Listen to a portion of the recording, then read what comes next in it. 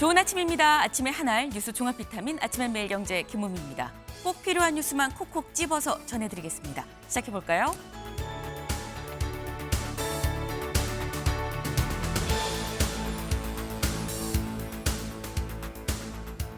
매일경제 일면입니다. 미국에서도 쿠팡 소송, 징벌적 손해배상을 추진하겠다라고 밝혔습니다. 지금 이 쿠팡의 개인정보 유출 사건 관련해서 국회 긴급 현안 질의에 나왔었던 쿠팡 대표 박대준 대표는 이건 한국법인 문제입니다라고 얘기하면서 김범석 의장에 대해선 선을 확실하게 그었었죠. 쿠팡이 미국 법인이다라는 얘기였었는데 그래서 아예 미국의 본사에 대해서 손해배상 소송을 추진하겠다라는 입장이 나왔습니다. 미국은 이런 사안에 대해서 더 책임을 중하게 물리죠. 보통 천문학적인 보상 액수가 나오는데 아예 미국 본사에 그럼 우리가 소송을 하겠다라고 나섰습니다. 여기 좀 부제를 좀 같이 볼까요? 강훈식 비서실장. 강훈식 비서실장도 지금 쿠팡의 이 약관 자체에 면책 조항이 살짝 들어갔던데 이 면책 약관 이거 시정해야 됩니다. 이거 관련해서 책임 방안 명확히 쿠팡이 제시를 해야 됩니다라고 얘기를 했습니다. 지금 전방위적으로 쿠팡 책임져야 된다라고 얘기를 하고 있는데 어제 국회 과방위에서도 김범석 의장 이거 오는 17일 청문회에 증인으로 채택하겠다라고 밝혔었죠. 과연 김 의장이 이번엔 모습을 드러낼 것인가 주목이 좀 되네요. 다음 기사 볼까요? 다음 기사 보겠습니다. 네, 한겨레. 내란 재판 엄중 인식, 전담부는 독립성 침해. 네, 어제 열린 전국 법관 대표 회의, 앞서 지난 5일에 있었던 법원장 회의에 이어서 이번에도 내란 재판부 설치에 대해서 우려의 목소리가 나왔습니다. 내란 재판이 엄중하다는 건 인식을 하지만 전담부를 만드는 것 자체는 이건 독립성 침해다라는 얘기가 나온 건데 이런 여론이 잘 전달이 된 건지 다음 기사 볼까요? 경향입니다. 논란의 내란 재판부 여당에서 제동 걸렸다. 어제 관련해서 민주당에서 이 의원총회가 있었었죠. 이 의원총회에서 내란 재판부를 비롯한 사법개혁안 전반에 대한 얘기가 있었는데 관련해서 여기 같이 보시죠. 비공개 의총에서 내부 비판이 본물을 이뤘다라는 겁니다. 법사위원 빼고 모두 우려의 목소리를 나타냈다라는 건데 정청래 대표 각계 의견을 듣고 재논의하겠습니다라고까지 밝혔습니다. 일단 제동이 걸렸다라는 게 경향신문의 일면인데 정말 제동이 걸린 건지 아닌 건지 이 얘기도 잠시 뒤에 대담으로 좀 짚어봅니다. 다음 기사 볼까요? 한국일보입니다. 통일교 VIP 선물 명단 대선앞 여야 전방위 접근이 있었다라는 소식입니다. 네, 지지난 대선 이 통일교가 여야 모두 전방위적으로 접근을 했었다라는 정황이 지금 드러나고 있습니다. 이 특검이 압수한 이 VIP 선물 명단을 지금 보니까 여기 볼까요? 현 정부 인사 그리고 윤핵관 등 7명의 이름이 적혀 있었다라는 겁니다. 사실 야당 의원, 지금 권성동 의원 이미 구속이 됐죠. 야당 의원들은 받았다라는 얘기가 진즉에 있었는데 현 정부 인사도 있다라는 얘기가 지금 나오고 있어요. 신세지게 해놨다라는 통화 녹취도 확보가 됐다라고 하는데 근데 특검 이 수사는 우리가 안 하고 다른 수사기관으로 인계를 하겠습니다라고 얘기를 해서 국민의힘을 비롯한 야당에선 또 상당히 또 강하게 반발을 하고 있는 그런 상황입니다. 요 얘기도 잠시 뒤에 대담으로 좀 이어가 보겠습니다. 다음 기사 볼까요? 동아일보입니다. 수서역에서도 KTX 탄다. 코레일과 SR 내년에 통합 추진합니다. 수서역에서는 이 SRT만 원래 이용이 가능했었죠. 그런데 내년 3월부터는 통합을 추진하다 보니까 3월부터는 수서역에서도 KTX 타고요. 서울역에서도 SRT를 탈 수 있게 됐다라는 소식입니다. 시민들 입장에선 선택지가 더 다양해졌기 때문에 이점 아닌가라는 생각이 좀 드네요.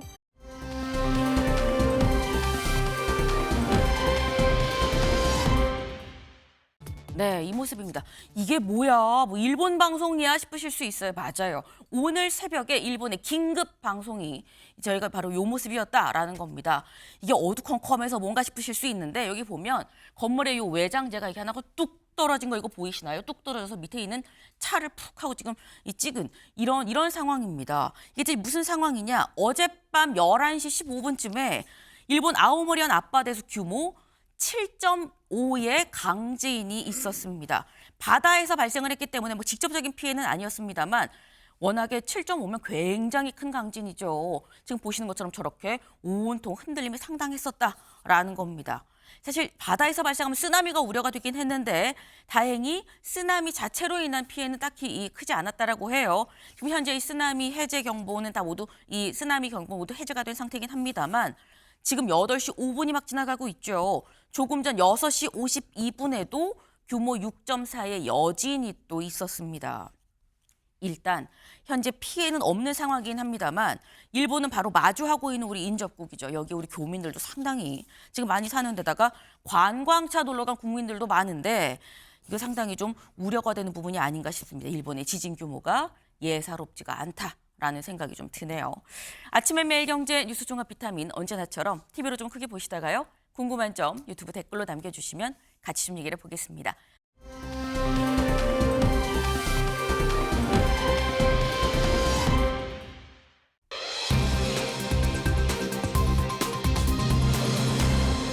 일단 멈춤 물음표가 붙었죠. 뭐에 대한 얘기냐 기사 보시죠. 전국 법관 대표들 내란 재판부 설치 신중해야 됩니다라고 어제 사법연수원에 모여서 얘기를 했다라는 거죠. 앞선 법원장 회의 그리고 어제 있었던 전국 법관 대표 회의에서도 내란 재판부 설치에 대해서 상당히 우려가 됩니다. 이거 신중해야 됩니다라는 목소리가 나왔다라는 건데 아까 일면 소개하면서 말씀드렸죠. 어제 민주당 의원총회도 어제 열렸습니다. 바로 이 사안을 두고 다음 기사 볼까요? 민주의총서도 위원 시비, 재판 지연, 우려 목소리 쏟아졌다라는 거예요. 네, 어떤 목소리들이 지금 쏟아졌느냐 여기 좀 같이 보겠습니다. 지도부는 뭐라고 얘기했느냐? 정청래 대표, 이거 수정 보완 가능합니다. 김병기 원내대표, 전선을 너무 넓히지 마세요라고 얘기를 했어요. 여기서 찬성, 추미애, 김용민, 전현희, 서영교 등 법사위원들이죠. 법사위원들은 이거 충분히 다 검토를 한 겁니다. 위원 소지 다 검토한 거기 때문에 문제가 없어요라는 취지로 얘기를 했는데 반대 우려의 목소리는 이거 법무부 장관이 재판부 구성하는 데 참여해도 되는 겁니까? 이거 만약에 재판 중지가 된다 그러면 우리가 책임을 떠맡게 됩니다. 이거 조국 혁신당이 협조를 해줘야 되는데 혁신당도 반대하고 있어요 등등등. 우리 고립되는 거 아닙니까? 뭐 이런 취지의 얘기들이 상당히 좀 나왔었다라는 거죠. 관련 목소리 잠깐 들어보고 올까요? 많은 분들께서 높은 관심과 다양한 의견을 보내주고 계십니다. 의총을 통해 의견을 수렴하고 수정할 것은 수정하겠습니다. 국민적 공감대를 더 넓히고 위헌 소지를 최소화하기 위해 필요한 부분은 보완하고 수정할 부분은 과감히 수정해 나갈 것입니다. 내란 전담 재판부 설치하는 사법개혁과 관련된 법안들에 대해서 논의가 주로 이루어졌고요. 한 2시간 정도 그거 관련해서 논의가 있었고 많은 의원들께서 그 찬성 반대 의견을 주셨고 전문가들의 그 자문이라든지 또는 각계각층의 의견들을 더 수렴해서 다음 의총에서 다시 그 내용을 다시 더 논의하는 거로 했고 그 의총을 통해서 결정을 하는 그렇게 하기로 최종적으로 됐다라는 말씀을 드립니다. 네, 지금 김현정 대변인의 얘기를 좀 들어보긴 했습니다만 지금 여기 이정원 의원님 나와 계시죠. 이 의원님, 어제 의총 생각보다 좀 우려의 목소리가 많았다라고 하는데 궁금한 게 우려의 목소리가 과반이었습니까? 어제 분위기가 어땠을까요? 우려의 목소리가 있었던 것은 사실입니다. 꼼꼼한 개혁을 위해서는 신중에 신중을 기해야 한다는 의견들도 있었습니다. 그러나 내란 전담 재판부 설치에 대해서 반대하는 의원들은 그리 많지 않았다. 이렇게 말씀을 드릴 수 있을 것 같습니다. 내란 단죄는 신속하고 엄정해야 하지만 절차적 정당성 또한 굉장히 중요한 부분이기 때문에 보다 신중하게 접근하고 또 법사위에서 심사를 제대로 했지만 각계의 의견들을 더 많이 들을 필요가 있다라고 하는 의견들이 좀 있었습니다. 그래서 현재 외부의 로펌을 통해서 믿을 만한 법률 자문을 구하고 있는 상태이고요. 또 오늘부터 법원 행정처가 국민을 위한 사법제도 개편 공청회를 진행하지 않습니까? 네. 오늘부터 사흘 동안 진행이 되고 사흘째 되는 날에는 문영배 전 헌법재판소 권한대행께서도 직접 참석하셔서 말씀을 하실 예정이기 때문에 각계의 의견들을 다양하게 듣고 내란 전담 재판부는 반드시 설치해야 된다라고 하는 의견들이 모아졌다 이렇게 말씀드릴 수 있습니다. 네, 우려의 목소리는 있었지만 설치해선 안 됩니다는 아니고 다만 설치를 하는 데 있어서 어떻게 이걸 해갈지 좀 더 의견 수렴이 필요하다라는 의견들이 대부분이었다라는 말씀인 것 같아요. 실제로 어제 저녁 김병기 원내대표가 SNS에 이런 글을 올렸습니다. 같이 볼까요? 내란 전담 재판부는 차질 없이 추진합니다. 의견을 수렴하고 국민 뜻대로 갑니다. 네. 근데 관련해서 김대식 의원님. 네. 근데 그렇다고 한다면 사실 민주당은 차질 없이 추진합니다. 다만 의견을 더 수렴할 거예요라는 입장인 거거든요. 국민의힘은 여기에 대한 대응이 있습니까? 이게 아무리 좋은 정책도 국민이 아니라고 하면 아닌 겁니다. 지금 어제도 이제 법관회의가 있었지 않습니까? 네. 거기에는 주축이 그 우리법 연구회, 그러니까 진보 성향의 법관들이 주축이 됐어요. 이런 부분을 헌법에 근거 없이 이거를 한다? 이거는 상당히 이연 소지가 크기 때문에 이것은 절대 우리는 반대를 하는 거고, 또 이게 거기에 덧붙여갖고 법 애국죄까지 이렇게 하는데, 이것은 사실은 전 세계적으로 한 군데도 없어요. 단 하나가 있는데 어디냐? 독일입니다. 네. 독일은 특성상 그 히틀러의 나치 이런 거 하고, 또 하나는 서독과 동독이 통일되기 직전에 이 법이 설치가 된 경우가 있어요. 그러나 지금은 현재 위안무야하고 유일하게 전 세계에서 러시아라든지 중국이라든지 북한만 이것을 존재하고 있는 건데, 이런 내란 재판부 이거는 좀 신중을 기해야 된다 이렇게 생각을 하고, 이 우리 국민의힘에서는 끝까지 이것은 반대한다는 그런 입장을 가지고 있다, 이런 말씀을 드립니다. 근데 지금 말씀을 들어보면 아니 국민의 말을 들어야지, 국민이 그렇게 생각하지 않고 있는데 무슨 말이냐라고 하시는데, 또 김병기 원내대표는 국민 뜻대로 갑니다거든요. 그럼 이렇게 되면 이 의원님, 네. 김병기 원내대표가 얘기하는 국민과 김대식 의원님이 말씀하시는 국민이 좀 다른 것 같아요. 네. 내란 전담 재판부의 필요성에 공감하는 국민들이 저는 대다수라고 생각합니다. 그건 네. 조희대 사법부 그리고 직위원 재판부에 대한 불신이 한도를 넘어섰다고 하는 것입니다. 직위원 판사가 재판을 진행하는 거 우리 국민들께서 똑똑히 보고 계십니다.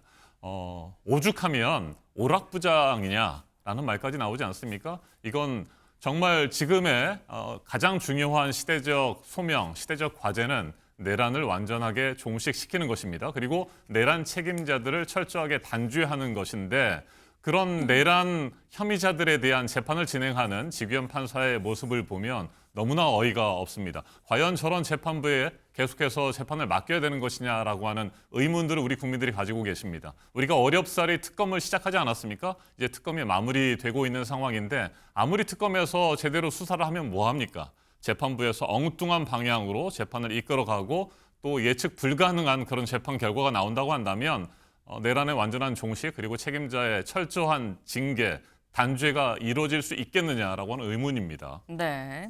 그러니까 지금 말씀은 오히려 국민들은 내란 재판부가 설치돼서 내란 단죄가 확실하게 이루어지는 걸 더 많이 원하실 거다라고 말씀하셨는데, 이게 바로 사실 여야의 시각이 또 다른 포인트이긴 하죠. 네. 그렇기 때문에 사실 이 부분은 여론의 이 어떤 여론을 진짜 여론이라고 생각하고 가느냐 문제가 또 중요할 것 같습니다.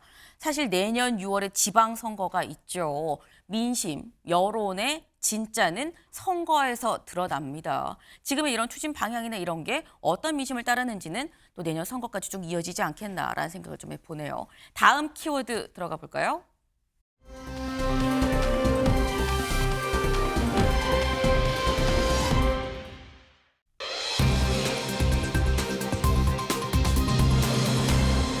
다크호스인데 물음표가 붙었어요. 다크호스가 뭐냐? 경마에서 잘 알려지지 않은 말이 우승을 했을 때 깜짝 우승일 경우에 다크호스다라는 얘기를 보통 쓰죠. 기사같이 볼까요? 이 얘기가 대체 왜 나왔느냐? 이재명 대통령입니다. 정원호 성동구청장 잘한다라고 공개 칭찬을 했다라는 거죠. 서울시장 레이스에 그래서 미묘한 파장이 일고 있습니다라는 거예요. 이재명 대통령 어제 SNS에 직접 정원호 성동구청장에 대해서 공개적으로 칭찬했습니다. 뭐라고 얘기했는지 같이 볼까요? 정원호 성동구청장님이 잘하기는 잘하나 봅니다. 제 성남시정 만족도가 높았는데 저는 명함도 못 내밀 것 같아요. 라고 얘기를 했어요. 이 관련해서 그러면서 이 대통령이 직접 콕 집어서 잘한다라고 얘기를 했는데, 이 관련해서 이정원 의원님. 네. 사실 서울시장 선거에 나올 거다라고 익히 정원호 구청장은 알려져 있는 사람이거든요. 그래서 나오는 얘기가 이거 밀어주기야라는 얘기가 나옵니다. 네, 더불어민주당에는 정원호 구청장 말고도 경쟁력 있는 후보들이 굉장히 많습니다. 내년 네. 지방선거 그리고 서울시장을 준비하는 후보들이 많이 있는데 그중에서 정원호 구청장 정말 제가 보기에도 일 잘하십니다. 제가 광진갑이 지역구이고 바로 옆에 성동구가 있는데요. 네. 탁월한 정책에 대한 아이디어가 있으시고요. 또 그걸 추진하는 그런 역량도 뛰어나십니다. 이재명 대통령님께서 행정가 출신 아니시겠습니까? 그쵸. 판교를 살려내신 이재명 그리고 정원호 구청장은 또 성수를 살려내신 분입니다. 아마 같은 행정가 출신으로서 충분히 각별한 마음을 가지실 수도 있다고 생각하고요. 네. 어떤 선거에 대해서 지지를 표시하거나 응원을 부탁하신 건 아니고 92.9%라고 하는 성동 구민들의 지지율 관련 기사가 있었기 때문에 거기에 대해서 각별한 마음을 표시한 것이다라고 생각합니다. 특별하게 지지를 하거나 응원을 보내시거나 이런 내용은 아니지 않았습니까? 네. 네. 원체 일을 잘해서 그런 거 아니겠느냐. 여기 첨부된 기사도 있었다라고 말씀하셨는데 혹시 그 기사 준비가 됐을까요? 네. 그 관련 기사가 무슨 내용이냐. 구정 만족도가 93%나 됩니다. 92.9%입니다라고 얘기했었던 그 기사가 있었는데 그 기사를 같이 공유를 하면서 잘하긴 잘하나 봅니다. 나는 80%였었는데 여긴 90%네요. 라고 얘기를 했다라는 거예요. 근데 밀어주긴 아닐 겁니다라는 지금 말씀인 건데 이재명 대통령의 요 기사, 요 SNS 글을 이 정원호 이 구청장이 직접 자신의 SNS에 리트윗을 또 했습니다. 해서 뭐라고 했느냐 같이 볼까요? 원조 일잘러로부터 이런 칭찬을 받다니 감개무량할 따름입니다. 더욱 정진하겠습니다. 라고 얘기를 했다라는 거죠. 근데 보니까 이재명 대통령이 정 구청장을 칭찬한 게 이번이 처음이 아니었더라고요. 영상 같이 보고 오실까요? 네, 같이 보시죠. 수도권에서 막 진짜 잘하는 안수장들 많아요. 뭐 정원호 구청장 이런 사람 있잖아요. 네. 진짜 잘해 내가 봐도. 나도 한때 성남시장 할 때 잘 따서 너무 듣긴 했는데 그때보다 더 잘하는 것 같아요. 제일 행복한 시간은 역시 성남시장을 할 때였던 것 같습니다. 저는 지금도 성남시장을 하던 그 마음으로 국정을 합니다. 이 자리에 계신 분 중에 나중에 대통령 하시는 분들이 많이 나오면 좋겠어요. 근데 연세가 많아가 쉽지 않나요? 저는 그렇게 됐으면 좋겠습니다. 네, 지금 영상으로 확인하셨습니다만 작년 1년 전이죠. 그러니까 야당 대표 시절 대통령이 되기 전에도 정원호 구청장을 좀 칭찬을 하고 그리고 된 뒤에도 지금 조금 전에 보신 거는 이 지난달 이 지방협력회의 오찬 때도 같은 헤드 테이블에 앉았었다라는 거예요. 그래서 이 자리에 계신 분 중에 대통령 하실 분들 많이 나와야 되는데 라고 하면서 나름 이제 와서 생각해보니 정원호 구청장 얘기한 건가? 라는 해석이 나오는 건데 근데 김대식 의원님 네. 지금 보니까 정원호 구청장이 이재명 대통령과의 인연이 딱히 뭐가 있는 거는 아닌 것 같아요. 그러니까 임종석 네. 비명계인데 임종석 전 실장이 보좌관 출신이더라고요. 그렇습니다. 네. 저기 지금 그 정원호 구청장이 구민 만족도가 92.9%가 나왔다는 것은 일을 잘한다는 증거입니다. 그거는 우리가 인정할 거는 인정하고 네. 대통령이 어디까지나 칭찬할 수도 있다고 생각을 해요. 네. 그러나 지금 현재 서울시장 경선을 앞두고 있잖아요. 민주당 내에서. 거기에서 박홍근 의원이라든지 김영배 의원이라든지 아니면은 또 전현희 의원 같은 경우는 그 최고위원까지 사퇴를 하고 했는데 이분들이 참 안 됐다는 생각이 들어요. 먼저 1호의 말씀을 좀 드릴 수밖에 없습니다. 네. 자, 그런데 이게 이제 정원호 구청장을 한 번 띄우는 게 아니에요. 그리고 아까도 말씀드렸지만은 중앙 지방 협력회의입니까? 네. 거기에서 협력회의. 헤드 테이블에 앉혔어요. 그리고 작년 11월에도 유튜브에서 또 띄웠단 말이에요. 대통령께서. 계엄 전입니다. 네. 그리고 나서 어제 SNS로 이렇게 띄웠다는 것은 이미 2심, 대통령의 마음은 정원호에 있다. 이렇게밖에 볼 수가 없는 거예요. 그거는 모든 선택권은 서울 시민에게 있는 겁니다. 우리 당은 지금 현재 오세훈 시장이 나오려고 하고 있고 나경원 대표가 나오려고 있고 또 한동훈 전 대표까지 지금 거론되고 있지 않습니까? 우리는 서울 시민에게 이 권한을 주고 우리 당원에게 네. 권한을 줘야 되는데 대통령이 먼저 가이드라인을 정해놓고 이렇게 한다고 하면은 이게 어떻게 보면은 심판 입장에서 보기에는 좀 적절하지 못하지 않느냐 이런 생각이 좀 들어요. 어디까지나 서울 시민, 당원들이 결정해야 될 사항이 아닌가 이런 생각이 듭니다. 예. 지금 김대식 의원님이 민주당 의원들에 대해서 심심한 위로의 뜻을 또 표명을 하는 그런 일이 있었어요. 아니 이렇게 하면 다른 후보들은 어떻게 합니까? 라는 건데 이 의원님. 네, 더불어민주당은 일 잘하기 경쟁을 독려합니다. 앵커님께서 앞서 말씀하신 것처럼 인연이 딱히 있는 것 같지 않은데 네. 일을 참 잘한다라고 여러 차례 칭찬하신 것도 맞습니다. 국민의힘의 경우에 새로운 인물이 그닥 보이지 않습니다. 반면에 정원호 구청장의 경우에는 일은 참 잘하지만 네. 다른 현역 의원들에 비해서 인지도가 조금 떨어진다 이렇게 판단하실 수도 있었을 것 같습니다. 그래서 정말 일 잘하는 분이 서울시장 후보로서 나서주면 참 좋겠다 이런 뜻을 나타내신 거고요. 다른 후보들의 경우에도 잘하는 부분들 여러 경로를 통해서 또 앞으로도 칭찬을 하실 거라고 저는 생각을 하고 있기 때문에 네. 뭐 특별하게 밀어주기나 이런 것들은 통하지 않는다라는 말씀은 드리고요. 국민의힘에서도 좀 새로운 인물들이 좀 나왔으면 좋겠습니다. 네. 오세훈 시정을 통해서 서울시정 그리고 서울 시민들의 삶이 얼마나 무너졌습니까? 이거 바로 세워야 되지 않겠습니까? 네, 지금 약간 도발적인 말씀을 하셨어요. 바로 또 김대식 의원 옆에서 국민의힘에 별로 새로운 인물이 보이지 않습니다라니 계속 발언권을 요청하셨는데. 새로운 인물이 다 좋을 수도 있겠지만은 네. 저기 경험과 경륜이 또 필요한 분도 있을 수 있습니다. 거기에 우리의 대표적인 게 있습니까? 지금 현재 오세훈 시장도 있고 나경원 지금 전 원내대표도 있고 한동훈 전 대표도 있고 여러 많이 또 저기 지금 경기도지사에 왔다 갔다 하지만은 여러 가지 인사들이 있기 때문에 국민의힘에서 뭐 새로운 인물이 없다 이렇게 이야기하는 것은 좀 앞서가지 않았나 이런 생각이 드네요. 네. 알겠습니다. 지금 웃으면서 말씀들을 하시지만 총과 칼이 난무하는 듯한 그런 느낌이 좀 들어요. 근데 일단 말씀 중에 이런 얘기가 나왔죠. 어쨌거나 일을 잘하는 건 맞다라는 데에 대해서는 두 분이 좀 공통적으로 이 공감의 뜻을 나타내셨는데 실제로 정 구청장은 일 잘하는 이재명 대통령의 어떤 이 주니어 리틀 이재명으로 보이는 정체성을 또 삼고 있는 것 같다라는 생각이 듭니다. 왜? 저희 MBN에 나와서 이렇게 얘기했거든요. 직접 들어보시죠. 이런 자리까지 올 수 있게 된 것도 지금 현 상황인 것 같은데요. 네.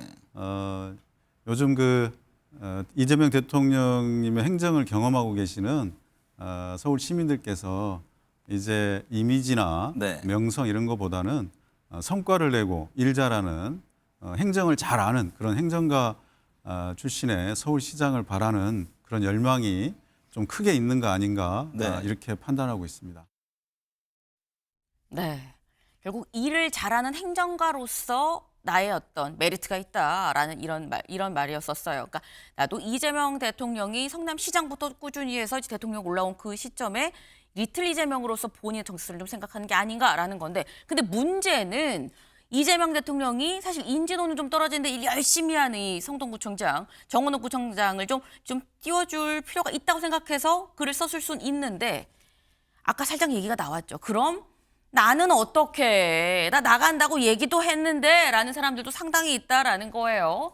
지금 보면 민주당 서울시장 후보군이 상당합니다. 김영배 의원, 박주민 의원, 박홍근, 서영교, 전현희, 박용진, 홍익표, 그리고 정원호 구청장까지. 정원호 구청장 포함해서 한 8명이 지금 사실상 뭐 이미 출마 선언을 한 사람도 있고요. 안 한 사람도 있습니다만 뭐 자천타천 다 나올 거다라고 얘기가 되는 건데, 이정원 의원님. 네. 아까 뭐 다른 사람들에 대해서도 언급하지 않겠습니까? 라고 말씀하셨는데, 이게 SNS에 이렇게나 칭찬을 세게 썼는데 이보다 더 칭찬할 수도 있는 건가? 라는 생각이 들기도 해요. 다른 후보들에 대해서. 네, 각자 후보들께서 남은 기간 최선을 다해서 네. 서울 시민들의 선택을 받기 위해 노력하는 것은 당연하다고 생각합니다. 그래서 공정한 경쟁을 해야 되는 것이고요. 일을 잘하게 경쟁을 해야 된다고 봅니다. 저는 정원호 구청장이 어찌 보면 매개의 역할도 할 수 있겠다. 네, 매개의 역할로서 페이스메이커의 역할도 할 수 있는 상황이고요. 그만큼 우리 더불어민주당이 경쟁력 있는 후보들이 많이 있기 때문에 일 잘하는 사람들이 또 우리 서울 시민들의 선택을 받을 수 있도록 다양한 선택지를 제공하는 차원에서 말씀을 하신 거고요.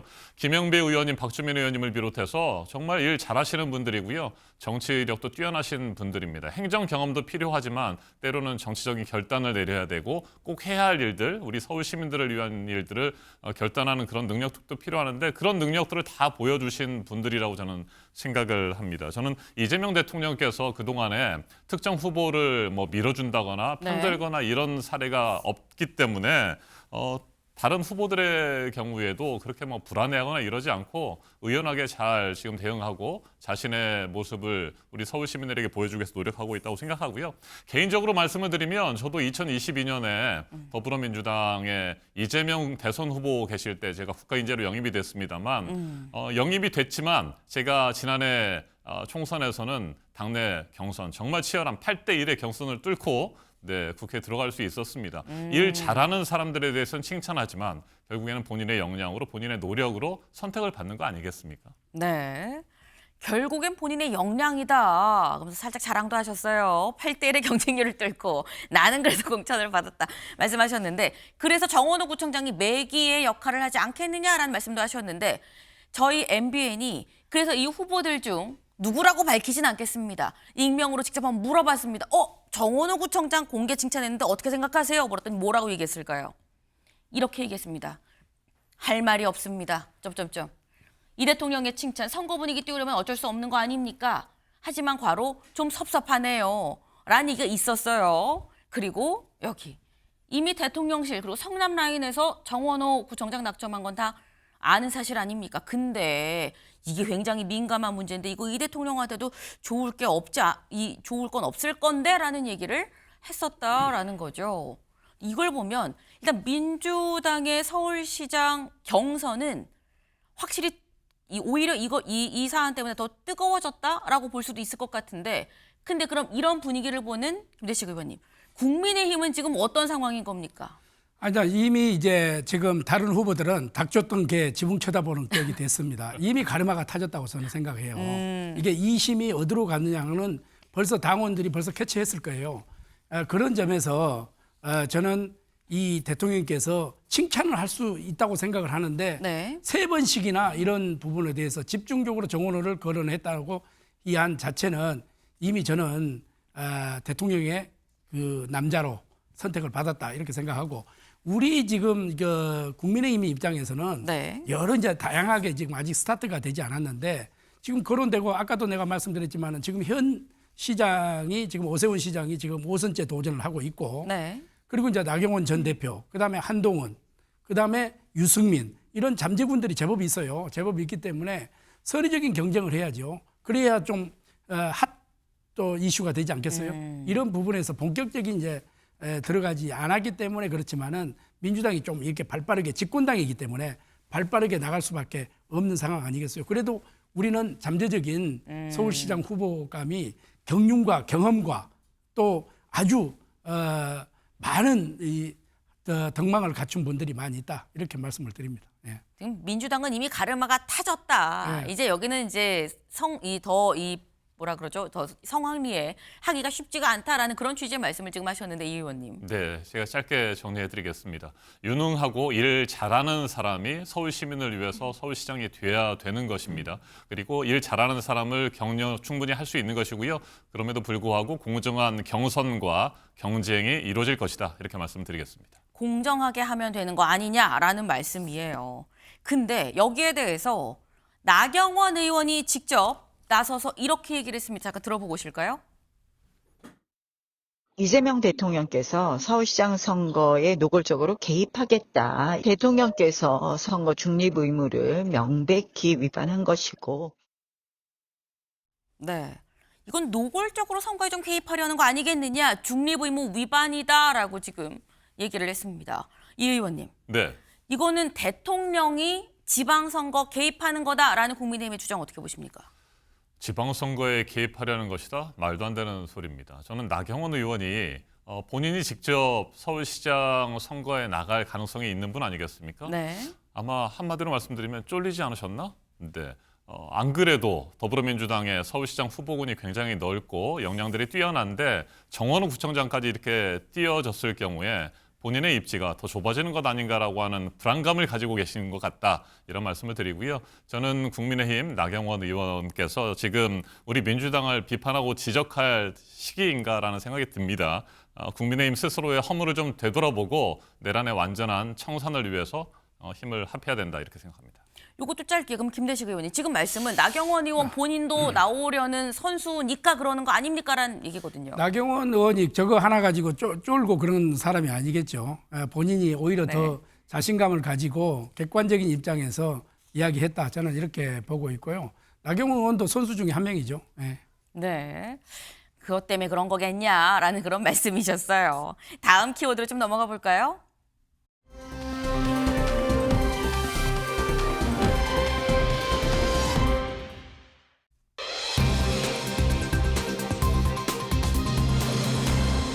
내일 추가 폭로, 누가 뭘 폭로한다는 건지 기사같이 보겠습니다. 통일교 VIP 선물 명단, 대선 앞 여야 전방위적으로 접근을 했더라라는 게 특검에서 입수한 이 VIP 선물 명단을 보니까 드러났다라는 거죠. 여기 보면 현 정부 인사도 있고 윤핵관으로 불린 사람들도 있더라. 전체 한 7명 정도 된다. 근데 이게 다 이름, 실명이 적혀 있었다라는 겁니다. 네. 대체 이게 무슨 얘기냐? 사실 그동안 윤핵관 관련해서 뭐 권성동 의원을 비롯해서 이 야당 인사들은 많이 이름이 나왔었죠. 실제 권 의원은 이제 구속이 돼 있는 상태이기도 한데 현 정부 인사도 여기에 실명이 또 들어갔다라는 거예요. 윤영호 전 통일교 세계본부장이 특검에서 추가로 한 발언들이 지금 논란이 되고 있죠. 그 발언 좀 같이 볼까요? 네, 동아일보 그래프 같이 보겠습니다. 통일교 윤영호 전 세계본부장이 김건희 특검에서 진술한 민주당 관련 의혹입니다. 통일교 자금으로 현금, 시계, 출판기념회 책 구매 등의 금품을 제공을 했다. 여기서 한 15명쯤 된다라고 명수까지 얘기를 했죠. 문재인 정부 시절에 인연이 많고 비서실장도 본 적이 있다. 굉장히 이렇게 되면 압축이 좀 됩니다. 문재인 정부 시절 민주당 의원 한 명한테 현금 수천만 원, 고가의 시계 다른 한 명한테 현금을 건넸다. 돈 받은 2명은 심지어 총재한테 인사도 하고 왔다 갔다. 그리고 장관급 4명, 국회의원 리스트 내가 쭉 이 만났던 사람들 다 특검에 말했다라는 거예요. 근데 그러면서 또 이 뭐 정진상 성남 라인도 잘 닦아놔야 된다라는 이런 얘기가 나왔고요. 전직 장관과 어프로치 접근을 했고 청와대 라인, 정진상 라인으로도 접근을 했다라는 이런 얘기가 나왔다라는 거죠. 이거 이 의원님 어떻게 보십니까? 네, 통일교의 검은 돈이 여야를 막론하고 흘러들었다라고 하는 증언 아니겠습니까? 저는 그 부분에 대해서 명확한 진상규명은 반드시 필요하다라고 생각을 합니다. 네. 그리고 특검이 밝힌 대로 일단 특검법에 따른 특검 수사 대상에는 해당되지 않고 있기 때문에 내사 사건 번호까지 부여된 상태에서 다른 수사기관으로 이첩될 예정 아니겠습니까? 국가수사본부에서 수사할 가능성이 높다고 보여지는데 이 부분에 대해서 명확하게 수사가 진행되면 저는 된다고 생각하고요. 또 우리 민주당 차원에서도 자체적으로 진상규명을 위한 조사들이 진행될 것으로 저는 알고 있습니다. 자체적인 조사도 진행이 되는 걸로 알고 있다라고 지금 말씀을 하셨어요. 그리고 이미 사건 번호까지 부여가 됐다는 얘기는 어쨌거나 특검의 수사 대상은 아니지만 다른 수사기관에서 면밀하게 조사가 되지 않겠냐라고 말씀을 하셨는데 실제로 어제 이 특검이 이렇게 밝혔죠. 동아일보 기사 같이 볼까요? 특검 통일교 여당 금품 의혹은 수사 대상이 아니다. 수사기관에 인계를 할 거다라고 얘기를 했습니다.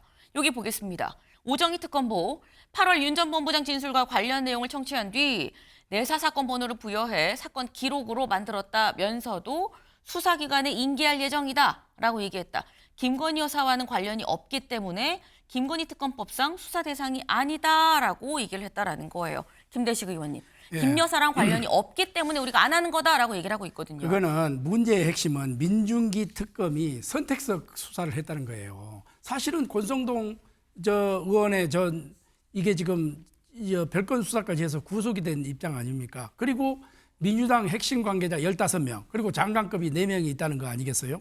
이거를 원래 자기를 임명한 민주당 의원들에게 이 바람도 불기 전에 풀이 먼저 눕는 이런 형국 아니겠어요? 이것은 저는 정확하게 이야기를 해야지 다른 그거로 그동안에 그러면 뭐 했습니까? 그동안에 다 연결성이 있는 거잖아요. 연결성이 있는데 다른 수사관을 인계한다?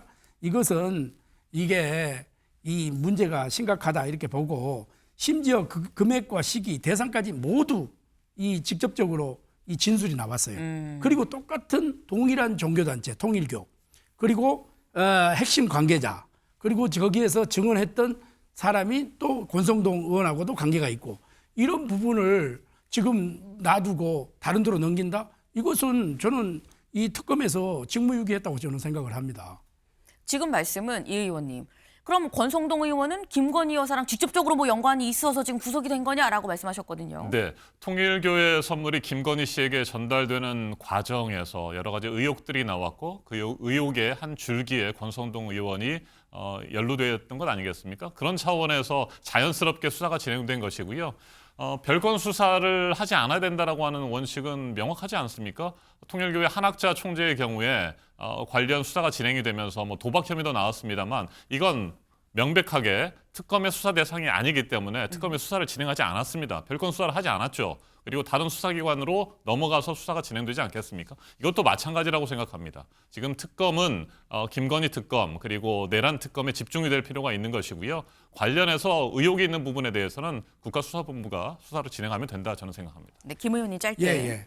저기 통일교 간부가 15명을 거론하고 수천만 원을 줬다고 해가지고 특검에서 진술을 했지 않습니까? 네. 그리고 측근들에게도 어프로치를 했고 녹취록도 나왔고 그리고 법조계에서도 이 별건 수사해놓고 이중잣대다 이거는 이래서 전면 재수사하고 특검에서 저는 이것을 다뤘어야 된다 이렇게 보는 겁니다. 그리고 처벌을 하더라도 특검에서 처벌을 그렇게 해서 국회에서 특검을 만들어준 거 아니겠어요?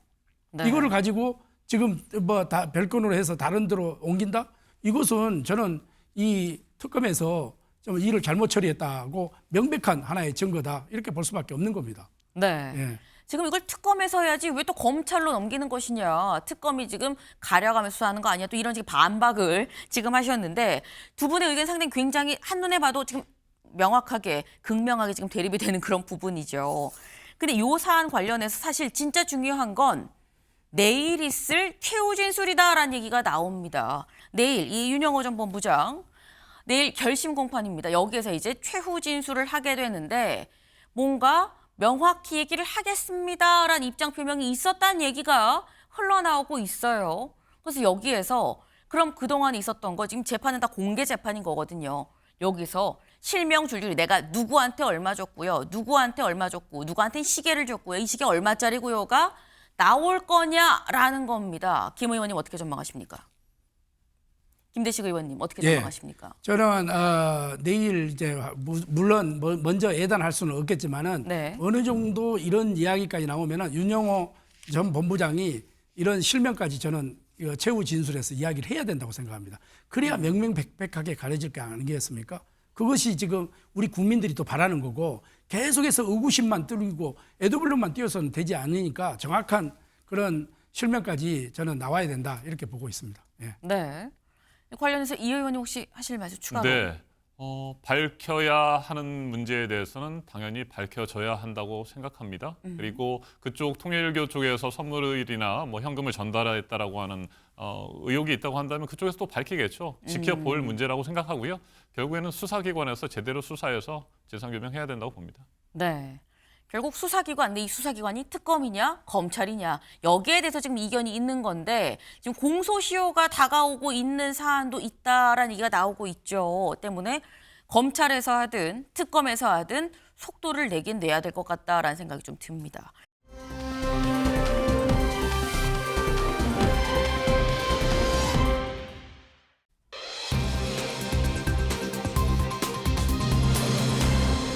귀찮아서입니다. 네, 누가 뭘 귀찮다고 한 건지 기사 볼까요? 윤 재판 나온 노상원 귀찮으니 증언 거부하겠다라고 얘기를 했습니다. 이게 대체 무슨 얘기인지 직접 영상으로 확인해 보실까요? 서천 주거지에서 압수한 메모를 촬영한 사진인데요. 본인이 작성한 메모가 맞습니까? 증언 거부하겠습니다.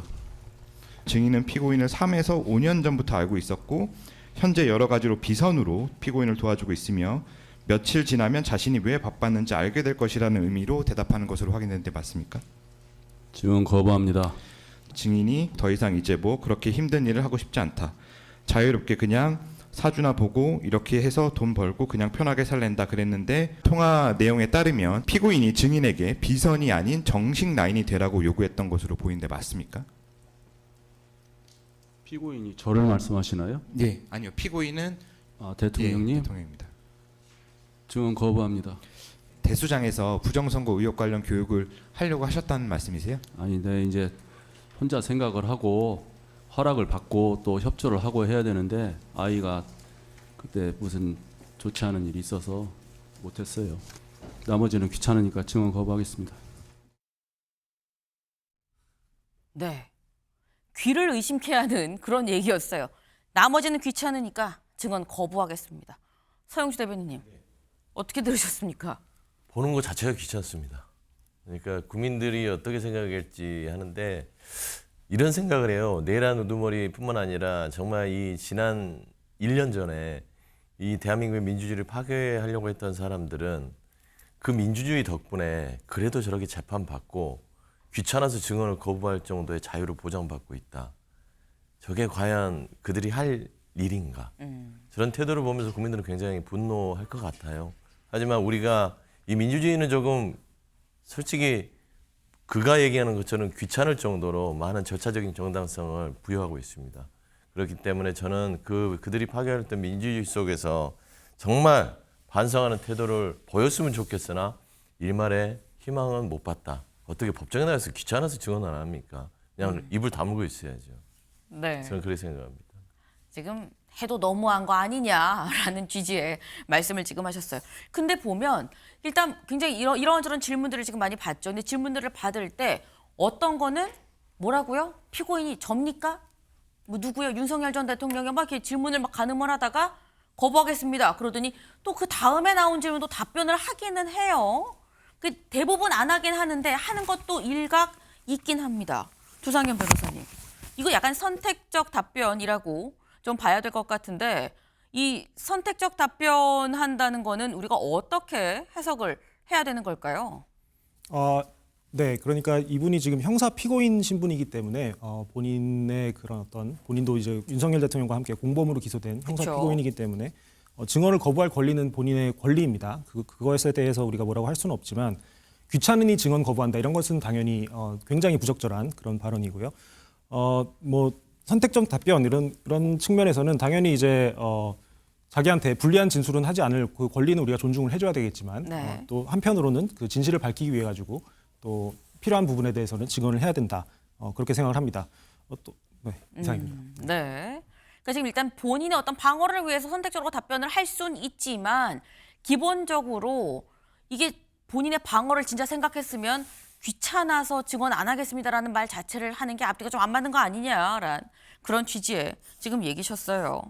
그러니까 약간 이해가 안 되는 부분이 없잖아 있긴 한데 근데 이런 부분이 어떻게 보면 서영주 대변인님 네. 약간 자포자기인가? 라는 생각이 들기도 합니다. 자포자기는 맞는 것 같습니다. 그리고 사실 이 노상원 씨 같은 경우는 정상적인 그 사고를 하고 있다고 판단하기에는 어렵잖아요. 그래서 저는 정상적인 범죄에서 이를 판단하거나 이 사람이 지금 형사재판에 있어서 빠져나갈 법률적인 어떤 그 희망이 없어요. 네. 왜냐하면 증거와 여러 가지 정황 자체가 완벽하게 노상원 씨가 이 불법 계엄에 가담한 것들이 다 이 손으로 가리키고 있기 때문에 여기서 무슨 말을 한다고 해도 본인의 어떤 증언 자체, 그다음에 본인의 이 발언 자체가 유효하지는 않을 것이다. 그러니까 이 귀찮다는 말이 나오는 것은 짜증난다예요. 그렇지 않습니까? 최소한 법정에서는 짜증나게 하지 말고 빨리 끝내. 이 얘기를 귀찮으니까 거부하겠습니다. 이 정도로 이제 끝내는데 정말 용서받지 못할 사람들이다. 법정의 증언 태도만 보더라도. 네. 빨리 이게 조속하게 재판이 끝내서 이들에게 엄벌이 내려지기를 바랄 것이다. 저는 생각합니다. 네. 지금 결국은 짜증난다라는 얘기를 돌려 귀찮아서라고 얘기한 것 같은데 이 자체가 자포자기하지 않고서는 이런 얘기가 나오겠느냐라는 말씀이에요. 근데 또 자포자기를 했다고 보기에는 또 하는 주장이 이런 주장을 어제 했어요. 기사 같이 볼까요? 윤 측, 내란 특검 법 개정 전 노상원의 플리바게닝을 제안하고 회유했다라는 얘기가 어제 법정에서 직접 나왔습니다. 이거 잠깐 들어보고 오실까요? 그 특검 측에서 플리바게닝을 하면서 그러니까 윤석열 대통령에 대해서 어떤 정보를 제공해주면 양형을 뭐 감량해주겠다, 면제해주겠다, 뭐 이런 제안을 하는 건데 구체적으로 어떤 제안을 받으셨나요? 참 지금까지 질문하신 변호사님 중에서 가장 핵심을 찌르는 질문을 하셨네요. 증언을 그 부분을 참 하고 싶은데 증언해 주십시오. 저도 인간입니다. 저도 인간인데 그런 생각이 왜 없었겠습니까? 증언할 수 있는 기회가 이번이 마지막입니다. 육사 선배님이기도 하시고 한데 육사 후배로서 간곡하게 좀 부탁 좀 드리겠습니다. 이 진실을 밝히고 제가 이 진술을 하면 저한테 분명히 불이익이 올 겁니다. 나 노상원, 김용현 장관님, 윤 대통령님, 여인영 사령관 빼고 나머지 사람들 여기 와서 많이 시달렸겠구나. 이래서 얘들이 이렇게 증언을 팍팍 해대는구나. 뭔가 보장받는 게 있어서. 저도 인간이기 때문에 그렇게 귀가 솔깃하더라고요. 노상원 증인의 증언에서 충격적인 사실이 나왔습니다. 대통령 및 김용현 장관과 관련된 핵심 사항 4가지만 진술해주면 유리한 처분을 해주겠다라는 제안이 들어왔고 노상원 씨도 그에 대해서 거절을 했다고 합니다. 그렇다면 이 사건 내란 우두머리 그리고 외환, 일반 이적 이런 것들이 과연 정당한 수사에 의한 정당한 기소인지 의문을 갖지 않을 수 없습니다. 네. 지금 플리바게닝 나에 대해서 검찰이 회유하려고 했다라고 노상원 씨가 지금 주장을 하고 있죠. 근데 여기에 대해서 어제 특검도 직접 입장을 밝혔습니다. 뭐라고 얘기를 했느냐. 지금 실체를 왜곡하고 있다. 사실이 아니다라는 얘기인 거겠죠. 그리고 공소유지 방해 행위가 오히려 될 수 있습니다. 라고 얘기했어요. 아니다. 무슨 얘기냐. 이건 실체를 왜곡한 거다. 라고 얘기를 했다라는 건데 이건 조 변호사님. 지금 플리바게닝 제안을 사실상 특검법에 사실 중간에 추가가 되긴 했는데 요게 하기 전에 회유가 있었다라는 주장을 하고 있는 거거든요. 네. 만약 이게 사실이라고 한다면은 네. 굉장히 심각한 문제입니다. 이건 증인을 회유하기 위한 그런 시도였기 때문에 위법할 뿐만 아니라 이 나중에 이 수사 자체에 문제가 발생할 수 있는 그런 심각한 사안이고요.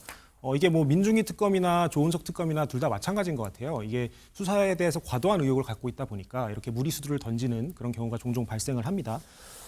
지금 민주당에서 법 왜곡죄를 지금 신설하려고 노력을 하고 있지 않습니까? 만약에 법 왜곡죄가 신설이 돼가지고 네. 이게 시행이 되면은 이런 불법적인 플리바게닝 제안 이런 것부터 수사를 해야 되지 않을까 그렇게 생각을 합니다. 네. 지금 이게 만약에 사실이라고 한다면 굉장히 좀 심각한 사안 아니냐. 그런 이 얘기인즉슨 지금 현재의 특검이 좀 부적절하게 수사를 좀 진행하고 있다는 방증 아니겠느냐라는 말씀인 건데 네. 사실 이 사안을 보면서 서영주 대변인님. 네. 이화영 전 평화부지사 때의 연어회 술자리 때랑 상당히 좀 오버랩 좀 되는 면이 없잖아 있었어요. 전혀 다르죠. 그러니까 이화영 그 전 부지사의 술자리 연어 파티는 네. 처음엔 검찰이 그 부분을 부인하다가 감찰과 어떤 여러 가지 조사 결과 그 구체적인 사안들이 드러났잖아요. 편의점에서 소주를 사온 가격부터 시작해서 이거와 지금 노상원 씨와 지금 윤석열 측 변호인의 짜고 치는 고수도 우리는 보고 있지 않습니까? 이들이 정상적이에요? 사실 실체적인 부분은 부인할 수 없는 것이고 플리바게닝 자체를 사실 노상원 씨한테 특검이 이 정도는 얘기했겠죠. 사실대로 다 말해라. 그러지 않으면 당신은 선처를 받을 수 없다.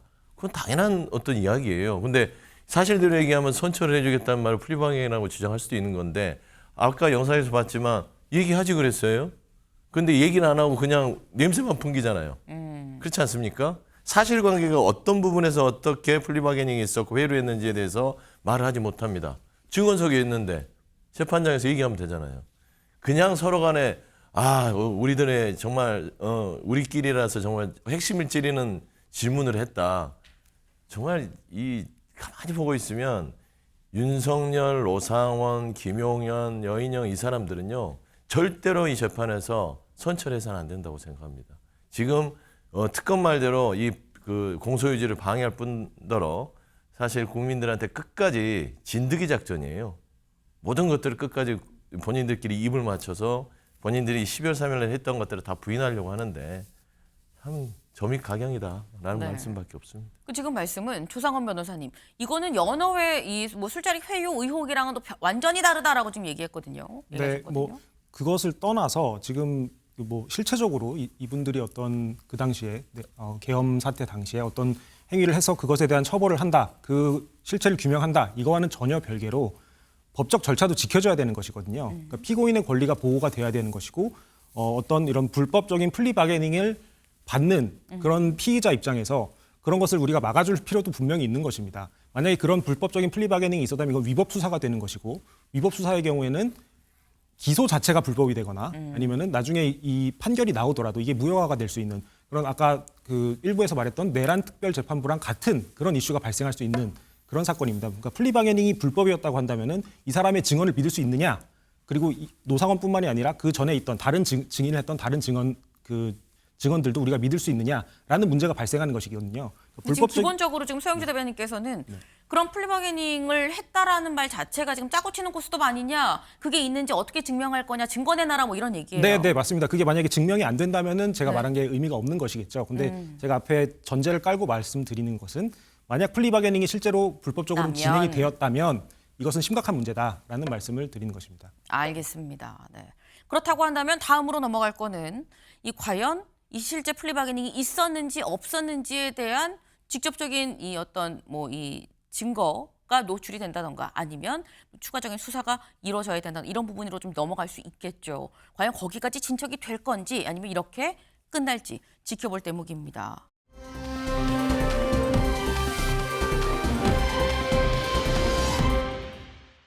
첫 번째 인물 조진웅 씨죠. 조진웅 씨, 연예계도 은퇴를 했다라고 하는데 배우 생활 은퇴를 했는데 왜 또 나왔어 생각하실 수 있어요. 어제 새로운 의혹이 추가로 제기가 됐습니다. 이유 없이 맞았어요 라는 얘기가 나왔다라는 거죠. 조진웅 추가 의혹이 제기됐다. 대체 어떤 의혹인지 좀 보겠습니다. 네, 이거죠. 2010년대, 2010 뭐 몇 년도인지는 정확히 알 수 없어요. 그런데 그렇다고 하면은 뭐 한 10년 이 안팎 남짓이라고 봐야 될 것 같은데 배우 A 씨가 폭행을 당했다라는 거죠. 조진웅 씨가 얼굴을 향해서 얼음통에 얼음을 던지면서 선배가 노래를 시키는데 무시해 왜 안 불러? 라고 달려들었다라는 거예요. 그리고 그 외에 배우, 매니저 등등에서 한 4명 정도가 술자리에서 나도 뺨을 맞고 발길질을 당한 적이 있어요 라고 얘기를 했다라는 겁니다. 이건 사실 서영주 대변인님, 네. 이미 은퇴를 했습니다만 그 뒤에 사실 어제 저희도 뭘 했냐면 이걸 묻어야 되냐 물어야 되냐 이 30년 전 죄값을 그 논의를 했었었는데 이거는 30년 전이 아니라 어떻게 보면 좀 최근에 새롭게 나온 의혹이에요. 네. 그러니까 이제 사실상 보면은 그 소년범 시절에 그 실형을 살고 나와서 본인이 나머지 인생을 잘 살아왔던 게 아니냐라는 평가에서 나름대로 2010년도면 한 15년이니까 그렇지 않다. 폭력성이 있다. 이런 부분은 이제 증명하는 그런 보도가 되겠죠. 근데 이런 부분들은 이제 사람이 살면서 완벽하게 성자의 삶을 사는 건 아니지 않습니까? 우리도 또한 실수를 하면서 그 실수를 복구하면서 삽니다. 죄송합니다. 근데 사실 보면 지금 이런 부분들이 증언이 나오는 걸 보면 하나의 이론이 생각나는 게 깨진 유리창 이론이 생각나요. 유리창이 한번 깨지게 되면 거기에다 자꾸 뭐를 던지고 싶은 사람들이 욕망들이 생기는 것이죠. 저는 그 부분의 일환인 것 같은데 저런 부분들이 사실이고 또 상처를 입은 사람들이 있었다면 조진웅 씨가 또 이런 부분을 메꾸고 가야 되지 않을까 생각합니다. 약간 깨진 유리창 이론을 빗대서 말씀을 하셨어요. 사실 이게 만약에 앞선 일이 없었으면 이런 이 추가적인 의혹 제기까지도 이루어지지 않았을 수도 있는데 이 하나가 나오다 보니까 자꾸 이것도 있어요, 저것도 있어요라고 다 이게 좀 뭔가 추가가 되는 이런 부분인 건데 사실 이런 의혹들은 이게 지금 이 조 변호사님 이게 폭행인 거거든요. 물론 몇 년도에 있는지는 알 수 없습니다만 이게 만약 공소시효가 계속 진행이 된다 그러면 또 처벌을 실제로 받을 수도 있는 부분 아닙니까? 네, 공소시효는 일단 지난 것 같고요. 근데 제가 보기에는 그 조진웅 씨가 이게 갱생이 됐나라는 라는 의문이 좀 드는 보도들을 이제 보여주시는 것 같은데요. 지금 뭐 소년범 시절에, 그러니까 10대 시절에 있었던 일이기 때문에 이게 뭐 지금 갱생이 됐으면은 이 사람은 어떤 모범적인 소년범이다, 모범적인 케이스다, 뭐 장발장이다 이런 표현을 하시는 분들도 있었는데 지금 2010년 되면은 이분이 30대 후반 거의 40이 다 돼서 폭행을 했던 그런 사건입니다. 40대 한 사람 그 폭행을 하고 다니는 사람을 우리가 갱생이 된 소년범이라고 말할 수는 없는 거거든요. 그러니까 그 앞서 말했던 이 무리하게 조진웅 씨를 이렇게 비호하고 옹호하고자 했던 그런 그 시도들이 얼마나 이게 헛된 것이었나 그런 거를 하루 만에 이게 드러났다라는 생각이 듭니다. 네. 사실 조진웅 씨의 은퇴 이후에도 계속 은퇴까지 할 일은 아니지 않느냐라는 얘기. 아니다. 사안이 얼마나 심각했는데 사안을 좀 봐야 되는 거다라면서 이 여론이 좀 갈리는 부분이 있었죠. 근데 그 뒤에 추가로 나온 폭행 의혹. 여기에 대해서는 조진웅 씨가 혹여 입장을 따로 낼 것이냐라는 의문점과 함께 여론의 향배가 바뀔 것이냐 여부도 좀 같이 궁금해집니다.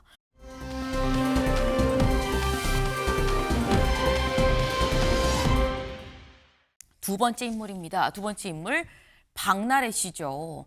박나래 씨, 어제 저희가 갑질 논란 주사이모 얘기를 살짝 전해드렸었어요. 기사 같이 볼까요?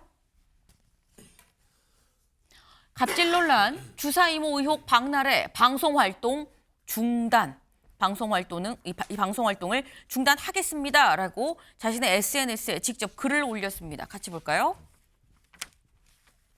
네, 이렇게 올렸습니다. 굉장히 장문의 글이에요. 모든 게 제 불찰입니다. 깊이 반성을 하고 있습니다. 더 이상 민폐를 끼칠 수 없어서 모든 게 해결되기까진 방송 활동을 중단하기로 결심했습니다. 머리 숙여서 깊이 사과를 드립니다라고 얘기를 했다라는 거죠. 그러니까 결국 앞서 저희 조진웅 씨는 이 배우 생활을 은퇴를 했고요. 박나래 씨는 방송 활동을 중단을 선언을 하게 되는 이런 상황입니다. 근데 또 한편으로는 이게 서영주 대변인님 여러 가지 의혹이 있는데 방송 활동이 만나서 대면해서 오해와 불신을 풀었어요라고 얘기를 하거든요. 막 소송 고발까지 갔는데 만나서 이렇게 한 번에 풀릴 거였었나? 라는 생각이 들기도 하면서 방송 활동 중단하면 그럼 끝인 건가? 라는 생각도 들고요. 근데 공인들이라는 기준이 있지 않습니까? 대중들의 또 어떤 여러 가지 인기를 먹고 사는 게 연예인이고 그렇기 때문에 이제 활동 중단이라는 거는 연예인들에게는 굉장히 큰 결정이고 네. 대중들로부터 이제는 스스로 단절을 하겠다는 선언이라서 저는 그 부분에 있어서는 최고의 어떤 본인이 할 수 있는 스스로의 처벌이라고 생각을 해요. 근데 이제 그걸로 끝난 것이냐는 것은 이제 대중들과의 관계에서의 어떤 그 책임일 것이고 향후에 이제 어떤 법적인 부분들 예를 들어서 주사이모처럼 이렇게 그 병원이 아닌 곳에서 의료행위를 하는 부분들 물론 이제 이게 시술자에게만 처벌이 되는 것이고 받는 사람도 처벌이 되지 않더라고요. 그런 입장에서는 법적 처벌이 그렇게 가지는 않겠으나 박나래 씨가 이거 주사이모 전에도 매니저들과의 어떤 여러 가지 불화설까지 쭉 옮기게 되면 공인으로 자기 관리가 못된 부분들은 분명히 있는 것 같아요. 그러면은 방송에서 박나래 씨를 보는 우리 대중이나 시청자들 입장에서는 좀 불편할 수 있다. 그래서 사실 잘 결단을 해서 떠나는 것은 맞는 것 같고요. 자숙의 시간을 가지고 다시 돌아올 공간이 있을지는 모르겠어요. 조진웅 씨도 마찬가지고 연예인들의 사건을 보면서 부적절한 어떤 여러 가지 행위들에 있어서 책임질 부분은 책임지되 저는 영원히 사회와 격리한다는 그런 자체에 대중적인 분노가 계속 상존해서는 안 된다고 봅니다. 앞서서 깨진 유리창 이론을 제가 얘기했던 것도 그건데요. 배우는요. 공인이기도 하지만 공인이 성직자는 아닙니다. 그러니까 우리가 지금 기준 자체를 성직자의 삶을 살지 않으면 당신들은 공인 될 자격이 없어라고 하고 있지 않은가. 한 번쯤은 우리가 사회적으로 한번 토론이 필요하지 않을까 생각합니다. 요거는 짧게 토론까지는 아니더라도 공인은 성직자는 아니다. 그런데 공인한테 너무 성직자로서의 어떤 지나치게 높은 도덕성을 요구를 하는 건 아니겠느냐. 좀 논의를 해볼 필요가 있다라고 한 부분에 대해서 조 변호사님은 어떻게 보세요? 뭐 그 일견 동의를 합니다. 성직자의 기준을 요구할 수는 없는 거죠, 공인한테. 그렇지만 조진웅 씨 같은 경우에는 성직자의 기준을 요구하는 게 아니거든요. 강도강간이라고 하는 거는 굉장히 심각한 범죄입니다. 강도강간은 강도가 강간을 했을 때 책임을 묻는 그런 죄책인데 그거는 그 법정형이 사형보다도 높아요. 우리나라에서는 굉장히 심각한 범죄예요. 사형보다 높은 게 사형보다 있을 수가- 높습니다. 강도강간죄가. 네. 왜냐하면은 사형은 우발적으로 벌어질 수도 있는 건데 강도강간은 굉장히 고의를 가지고 할 수밖에 없는 살인 말씀하시는 거죠? 살인만. 예, 네네. 살인. 예, 살인보다 법정형이 높습니다. 예, 그러니까 강도강간죄는 이 굉장히 심각한 범죄인데 이거를 뭐 성직자의 기준을 요구한다 이렇게 그 정도는 아니고요. 강도강간죄를 만약에 저질른 사람은 공인으로 나서는 안 된다라는 그 기준이 우리 국민의 법감정에 맞는 그런 기준이 아닐까 싶습니다. 네, 사실 박나래 씨가 방송을 중단을 한 거는 이 말씀하신 것처럼 연예인으로서 이 직업적인 측면으로 봤을 때 방송 중단보다 더 큰 본인 스스로한테 대한 이 어떤 처벌이 어디 있겠느냐라고 말씀을 하셨어요. 다만 그러면서 덧붙인 게 하지만 법적인 부분, 사회적으로 처벌을 받는 부분은 좀 다를 수가 있다라고 말씀을 하셨는데 그래서 나오는 얘기가 다음 기사 볼까요? 박나래 불법 의료 의혹 제기, 의료계 주사 시술자 무자격입니다라는 얘기가 지금 나왔어요.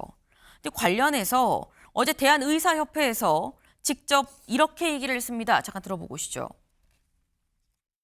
저희가 가지고 있는 내용에서는 의사면허를 가진 걸로 확인이 되질 않아요. 조금 더 조직적이고 아니면 굉장히 좀 넓은 범위에서 행해지고 있는 불법 의료 행위일 가능성도 높다. 지금 대한의사협회가 직접 이렇게 또 입장을 밝혔습니다. 그러니까 지금 이거는 무자격 시술자인데다가 여기에 더해서 사실 유통에 만약에 가담을 하거나 뭔가 이런 부분들까지 있다 그러면 이거는 굉장히 큰 벌입니다라고 얘기를 했는데 이거 조 변호사님 어느 정도 수위의 좀 중한 사안이라고 봐야 되는 걸까요? 그 두 가지 경우로 나눌 수 있을 것 같습니다. 박나래 씨 측은 지금 의사면허가 있는 분에게 영양제 주사를 맞았다라고 주장을 하고 있기 때문에 만약 이분이 의료인이 맞다라고 한다면은 그냥 의료인이 왕진을 한 게 되는 거거든요. 왕진은 뭐 당연히 합법적인 그런 의료 행위이고 우리나라에서 오히려 더 앞으로는 이제 장려해야 될 그런 행위입니다. 왜냐하면은 이제 점점 고령화가 되면서 거동이 불편한 노인 환자분들이 많아질 거기 때문에 왕진을 뭐 장려하고 왕진을 사업화하고 이런 시도들이 있는 것은 사실입니다. 그래서 만약 이게 의료인이라고 한다면은 문제가 없는 것이고 의료인이 아니다. 그러면 이제 불법 의료행위, 무자격 의료행위가 되는 것이죠. 근데 여기에 대해서도 박나래 씨가 알았냐 몰랐냐를 이제 우리가 판단을 해야 되는 것입니다. 박나래 씨가 모르고 무자격 의료인에게 의료행위를 받았다라고 한다면은 이것은 박나래 씨도 일종의 피해자가 되는 그런 상황인 것이고 박나래 씨가 알면서 동참을 했다 이러면 공범으로 처벌받을 가능성도 없진 않습니다. 네, 지금 의료 행위를 콕 집어서 말씀을 해주셨어요. 의료 행위를 실제 의사가 했는지 무자격 의사 주장하는 뭐 의사 호소인 정도가 했는지 여부에 따라 좀 달라질 수 있다라고 말씀하셨는데 사실 이 박나래 씨의 이 의혹이 제기가 되면서 공개됐던 문자가 있죠. 처방전 얘기가 나온 게 있습니다. 같이 볼까요? 바로 이거죠. 지난 4월에 이 주고받았던 문자, 매니저와 주고받았던 문자에서 이 주사 이모가 지금 안 그래도 약을 많이 준비하려고 처방전을 모으고 있어라고 얘기를 했어요. 그리고 내가 약 문고리에 걸어놨어라고 얘기를 한 이런 문자들이 있었다라는 거죠. 근데 이게 일반 잘 모르는 뭐 의학적이나 뭐 이런 지식 전혀 없는 제가 봐도 조 변호사님 이건 처방전을 모으고 있다는 건 나에 대한 처방이 아니라 다른 사람들 처방전을 모아서 그 약을 나한테 준다라는 걸로 해석이 되는 부분인 거거든요. 네, 맞습니다. 저도 그렇게 해석이 되는데요. 네. 대리 처방을 다른 사람들 이름으로 받아가지고 뭐 과다하게 받았겠죠. 뭐 예를 들어서 일주일치면 충분할 거를 한 2주일치 받아가지고 일주일치를 따로 떼내서 이제 다른 사람한테 주는 그런 게 이제 그런 행위의 일환으로 보이는데요. 뭐 만약에 이것에 박나래 씨가 적극적으로 가담한 것으로 인정이 된다면은 뭐 처벌을 피할 수 없을 것 같다. 그렇게 생각을 합니다. 어느 정도의 처벌이 있을까요? 글쎄요. 그것까지는 뭐 조금 봐야 되겠는데 뭐 가담 정도에 따라서 뭐 공범으로 인정이 되느냐라는 그거에 따라서 이게 처벌 수위가 갈릴 것 같습니다. 근데 사실 이런 부분이 사실 이 처방을 한 사람 그리고 그러니까 의료 시술을 한 사람 그리고 받은 사람 의료 시술 받은 사람은 몰랐을 경우에는 처벌이 안 될 수도 있다라는 얘기가 있긴 하죠. 그런데 그래서 나온 얘기가 오늘 한국일보의 기사입니다. 한국일보 기사 같이 볼까요? 주사 이모 출장 불법인데 박나래 처벌은 어려울 듯. 네.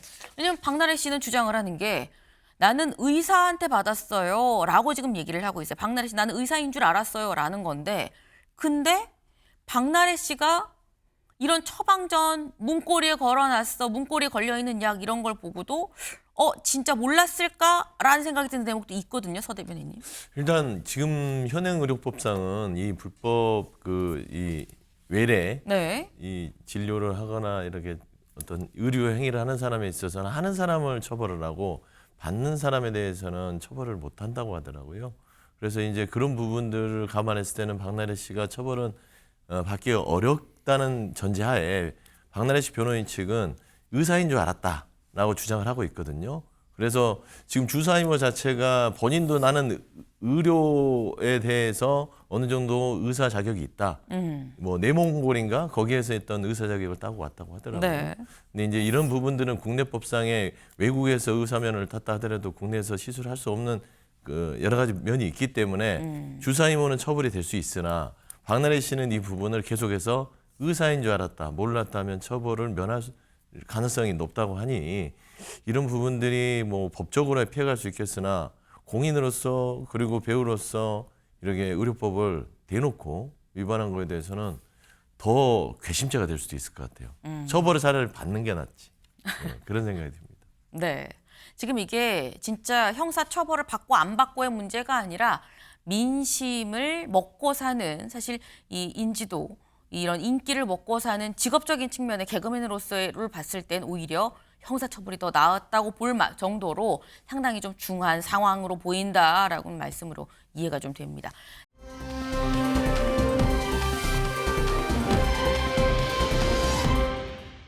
다음 인물로 좀 넘어갈까요? 다음 인물 누구냐? 네, 바로 류중일 전 감독의 이번엔 어떻게 보면 전 며느리, 류중일 전 감독의 전 며느리의 아버지가 이번엔 등장을 했습니다.